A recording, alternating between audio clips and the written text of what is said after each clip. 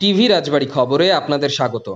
জমি দলিলে রেজিস্ট্রিতে সরকার নির্ধারিত ফি থেকে অতিরিক্ত অর্থ আদায়, দলিল লেখকদের লাইসেন্স না থাকা এবং অনৈতিকভাবে সাব রেজিস্ট্রারের ব্যবহার করা উপকরণ রাখার অভিযোগে রাজবাড়ী কালুখালীর সাব রেজিস্ট্রি অফিসে অভিযান পরিচালনা করেছেন উপজেলা নির্বাহী অফিসার আব্দুল্লাহ আল মামুন। ওই অভিযানে ৮ জনকে আটক করে তিনি কালুখালী থানায় সোপর্দ করেন।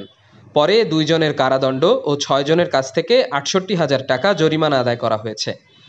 আটককৃতরা হল আব্দুর রহমান, রফিকুল ইসলাম, আসাদুজ্জামান ঠান্ডু, বাহারুল আলম, রোমান আহমেদ, আবুল কালাম, রফিকুল ইসলাম ও জাহিদুল ইসলাম।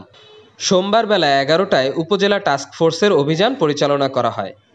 উপজেলা নির্বাহী অফিসার সন্ধ্যায় ভোক্তা অধিকার সংরক্ষণ আইনের ২০০৯-এর ৩৯ ও ৪০ ধারা এবং ১৮৬০ সালের দণ্ডবিধির ২৯১ ও ১৮৮ ধারায় সদর উপজেলার দলিল লেখকের লাইসেন্স নিয়ে কালুখালীতে কাজ করায় বাহারুল আলমকে ১ মাসের বিনাশ্রম কারাদণ্ড, রোমান আহমেদকে ভেন্ডারের লাইসেন্স না থাকায় ২ মাস কারাদণ্ড, স্ট্যাম্প ভেন্ডার হয়ে দলিল লেখকের কাজ করায় রফিকুল ইসলামকে ৫,০০০ টাকা, সরকারি ফি ব্যতীত অতিরিক্ত ফি নির্ধারণ করে অর্থ আদায় করায় জাহিদুল ইসলামকে ৩০,০০০ টাকা, স্ট্যাম্প ভেন্ডার হয়ে দলিল লেখার দায়ে আসাদুজ্জামান ঠান্ডুকে ২০,০০০ টাকা, সহকারী দিয়ে কার্যক্রম পরিচালনা, স্ট্যাম্প বিক্রি ও লেখার দায়ে আব্দুর রহমান ভেন্ডারকে ৫,০০০ এবং রফিকুল ইসলাম ভেন্ডারকে ৫,০০০ ও অবৈধভাবে দলিল লেখকের সহকারী হিসেবে কাজ করায় আবুল কালামের কাছ থেকে ৩,০০০ টাকা জরিমানা আদায় করেন।